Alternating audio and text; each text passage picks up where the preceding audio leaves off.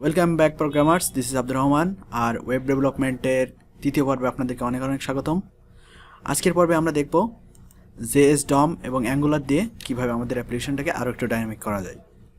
তো চলুন শুরু করি। আমরা জেএস ডম আগের পর্বে দেখেছিলাম, এই পর্বে আরও একটু জেএস ডম দেখব, কারণ আমরা পুরোপুরি আমাদের চ্যাট অ্যাপ্লিকেশনটাকে জেএস ডম দিয়ে রেডি করতে পারি না, ছোটো কিছু কাজ বাকি আছে সেখানে।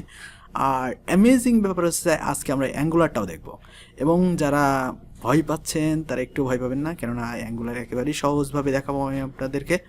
আর আশা করি আপনি আজকে অ্যাঙ্গুলার শুরু করতে পারবেন। No fear, just start. তো চলুন শুরু করি। আর তার আগেই বলে রাখি, যারা এই W3 CSS যেটা দিয়ে আমরা আমাদের ইন্টারফেসটা ডিজাইন করছিলাম আর জাভাস্ক্রিপ্ট বেসিক দেখেননি, তারা ভিডিও ডিসক্রিপশন থেকে এই দুইটা ভিডিও আগে দেখে নেবেন, তারপরে জেএস ডম এবং অ্যাঙ্গুলার এই ভিডিওটা দেখবেন। ওকে, তো চলুন শুরু করি জেএস ডম এবং অ্যাঙ্গুলার। Welcome back. তো আমরা ফিরে এলাম আমাদের স্ক্রিনে। আমাদের এই সেই চ্যাট অ্যাপ্লিকেশনটি এই মাই চ্যাট অ্যাপ। ওকে, এটাকে আমরা ভিএস কোডে রান করি, প্রত্যেকবারই আমরা ভিএস কোড ইউজ করি। আর আপনারা ভিএস কোড যারা ইউজ করেন না তাদেরকে আমি বলে রাখি, ভিএস কোড একটি অত্যন্ত ডাইনামিক পাওয়ারফুল একটা কোড এডিটর, আইডি বলে যেটাকে। সো ভিএস কোড আপনারা ইউজ করলে অনেক কিছু ফিচার সেখানে পাবেন। আমি ভিএস কোড নিয়ে আপনাদের ডিটেইলে অনেক বলবো পরবর্তী ভিডিওগুলোতে। তো চলুন আমরা আগে কাজটা শুরু করি। ওকে, এই হচ্ছে আমাদের সোর্স কোড, আর আমাদের এটাকে আমরা রান করি, দেখি। ওকে, দিস ইজ, আমরা একটু পাশাপাশি রাখি আমাদের বোঝার সুবিধার্থে।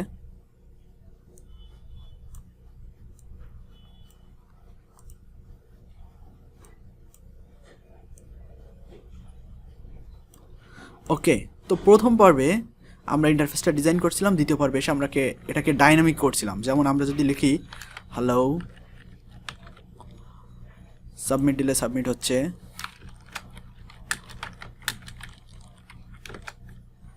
সাবমিট। কিন্তু একটা কাজ কিন্তু আমরা করিনি, সেটা হচ্ছে আমরা যখন একটা মেসেজ লিখবো তখন আমরা এন্টার বাটনে হিট করলে দেখছেন সব মেসেজ হাওয়া হয়ে যাচ্ছে।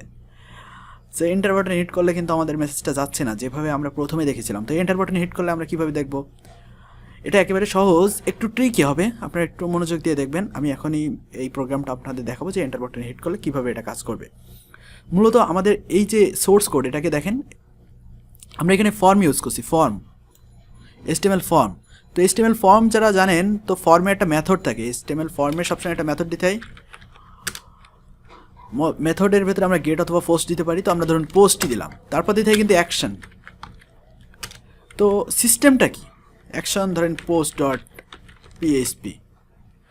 সো আমাদের যেটা হয় সেটা হচ্ছে আমরা এই ফর্মে ইনপুট ফিল্ডে যা লিখি সেগুলোকে আমরা এই যে পোস্ট ডট পিএইচপি পেজে সেন্ড করি।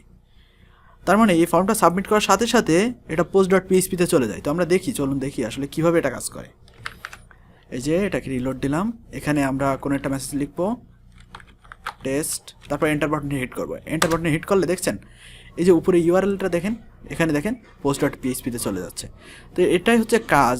আমরা ডিফল্ট একটা বিহেভিয়ার দেখলাম, সেটা হচ্ছে ফর্মের বিহেভিয়ার। মানে ফর্মে সবসময় এন্টার হিট করলে বা সাবমিট করলে, আমরা ইনপুট টাইপ যদি সাবমিট দিতাম এই সাবমিটের, তাহলে আমাদের এই ফর্মটা কী করবে, আমাদের এই যে অ্যাকশন পেজে রিডাইরেক্ট করবে। এটা হচ্ছে ডিফল্ট বিহেভিয়ার অফ ফর্ম।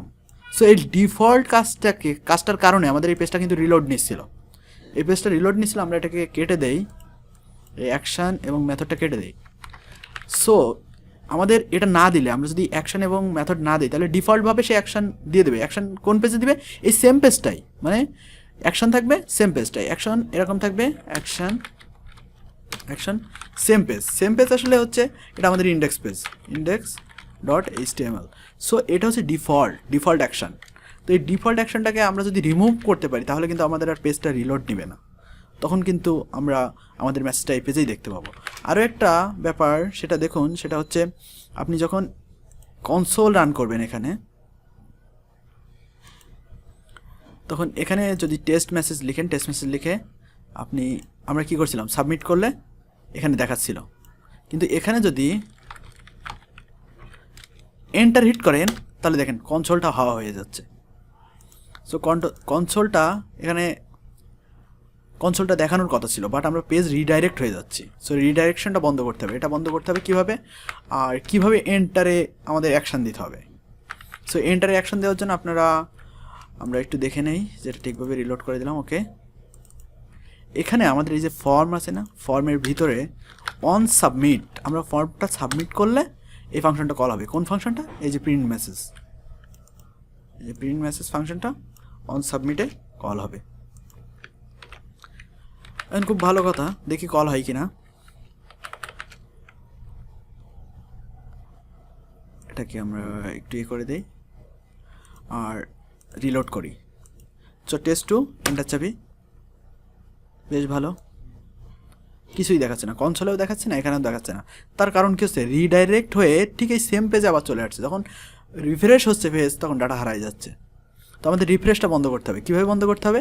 আমরা এই যে অন সাবমিটের ভেতরে ইভেন্ট পাস করব, ইভেন্ট পাস করব। ইভেন্টটা কী জিনিস? ইভেন্টটা হচ্ছে আমরা ব্রাউজার উইন্ডোতে কি করতেছি এটা পুরো একটা অবজেক্ট দেয়। ইভেন্ট হচ্ছে আমরা ব্রাউজার উইন্ডোতে কোন কি প্রেস করলাম, কোনটা ক্লিক করলাম, কোন এলিমেন্টে ক্লিক করলাম, মানে যাবতীয় ঘটনা যেটা আমরা ঘটাই ব্রাউজারে এই ইন্টারফেসটা রেডি হওয়ার পর, সেটা আমাদের হচ্ছে এই ইভেন্ট অবজেক্ট। তো আমরা ইভেন্টটাকে পাস করলাম, এটাকে প্যারামিটার দিয়ে গ্রিপ করলাম। তো ইটা হচ্ছে আমাদের ইভেন্ট, তাহলে আমরা পেয়ে গেছি। তো মানে ইভেন্ট, যেটাকে আমরা ইভেন্ট আকারে নিয়ে আসছি এখানে। ডট প্রিভেন্ট ডিফল্ট বলে একটা ফাংশন আছে, যেটাকে মানে অধিকাংশ সময় আমাদের কাজে লাগে। যে আমরা পি চাপলে অটোমেটিক একটা উইন্ডো ওপেন হবে, বা পি চাপলে কোনো কিছু ক্লোজ হয়ে যাবে, তখন কিন্তু আমাদের পিটা উঠবে না, আমাদের পির জন্য একটা অ্যাকশান হবে। সো সেক্ষেত্রে আমরা পিটা যদি না ওঠাতে চাই তাহলে আমরা কী করবো, প্রিভেন্ট ডিফল্ট করে দেবো। তো আমরা এক্ষেত্রে কী করব, যে আমাদের সাবমিট করলে যে প্রিভেন্ট ডিফল্ট, মানে যেটাকে আমরা ডিফল্ট ছিলাম, যেমন অ্যাকশানটা ছিল ডিফল্ট অ্যাকশান, সেই ডিফল্ট অ্যাকশন, ডিফল্ট মেথড, সকল ডিফল্টগুলো রিমুভ হয়ে যাবে। Prevent prevent default. এবার চলুন চেক করি, রিলোড করি, এখানে মেসেজ লিখে this is done, enter hit করি। ওকে, কাজ হচ্ছে, this is done, really done, and it's working. Okay, তো যদি আপনি এখানে মেসেজ লেখেন,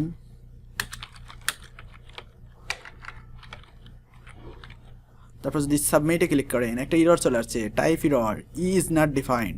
মানে আমরা যখন এখানে লিখছি অন ক্লিক, মানে যখন সাবমিটে ক্লিক লিখবো তখন এখানেও কিন্তু ইভেন্ট দিতে হবে, কারণ আমরা এখানে তো একটা প্যারামিটার নিচ্ছি, এই লাইনটা এক্সিকিউট করতে সমস্যা হচ্ছে। তখন এখানে লাইন নাম্বারও দিয়ে দিচ্ছে, আপনারা দেখতে পাবেন লাইন নাম্বার, এই যে 29 নাম্বার লাইন, এটা দেখছেন 29 নাম্বার লাইন।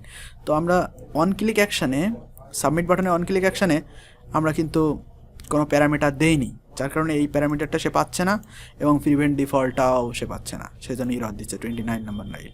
সো এখানেও ইভেন্টটা দিয়ে দেবেন,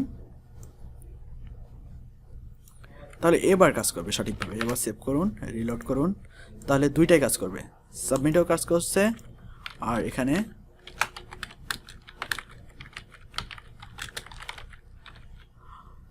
এন্টার হিট করলেও কাজ করবে। সো দুইটাতে কাজ করছে। ওকে, এবার আপনারা চাইলে সাবমিটটা কমেন্ট আউট করে দিতে পারেন, রিমুভ করে দিতে পারেন।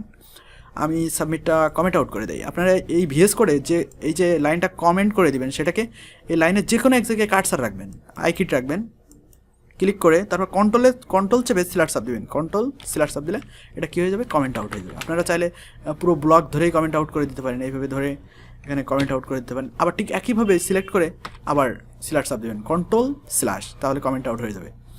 ওকে, তো আমরা ইনপুটটা কমেন্ট আউট করে দিলাম। ওকে, দিস ইজ, আরেকবার টেস্ট করি, দিস ইজ রিয়েলি ডান।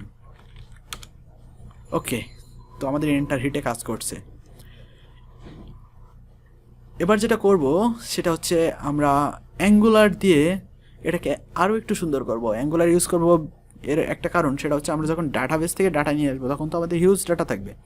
সেই হিউজ ডাটা আমরা কীভাবে ডকুমেন্টে শো করবো, তখন আমাদের দেখা যাচ্ছে এরকম মানে বারবার ইনার HTML লিখতে হবে, বারবার ডকুমেন্ট গ্রিপ করতে হবে। তো এটা খুব জটিল আকার ধারণ করে মাঝে মাঝে, যে বারবার ডকুমেন্ট দিয়ে এখানে আইডি দিতে হবে, তারপর ওটাকে document dot get element by ID, তারপর সেই অবজেক্টটা ডট ইনার HTML, এটা একটু কঠিন হয়ে যায়। তো আমরা অ্যাঙ্গুলার ইউজ করব। অ্যাঙ্গুলার ইউজ করার পর সেটা মানে আমার এই ID, document dot get element, তারপর ইনার স্টেমেল, এইগুলো তখন লাগবে না। আরেকটা ব্যাপার, সেটা আমি আপনাদের এইভাবে বলে রাখি, সেটা হচ্ছে এটা কিন্তু পুরোপুরি রেডি হয়নি, কারণ আপনি যখন ব্রাউজারটা রিফ্রেশ দিচ্ছেন তখন কিন্তু সব ডাটা হারাই যাচ্ছে। এটা তো আমরা চাই না। চ্যাট কি এরকম হয় নাকি যে রিফ্রেশ দিলে সব চ্যাট হারাই যাচ্ছে? আমরা যতই রিফ্রেশ দিই না কেন, ব্রাউজার কেটে দেয় না কেন, আমাদের চ্যাট দেখাবে।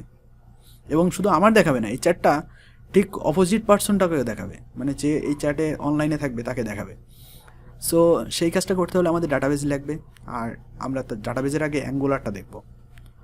আর ডাটাবেজে আমরা দুইটা ভার্সন, সেটা হচ্ছে একটা হচ্ছে লোকাল স্টোরেজ যেটা ক্যাশ মেমোরি, আর একটা হচ্ছে ফায়ারবেস যেটা হচ্ছে অরিজিনাল রিয়েল টাইম ডাটাবেজ।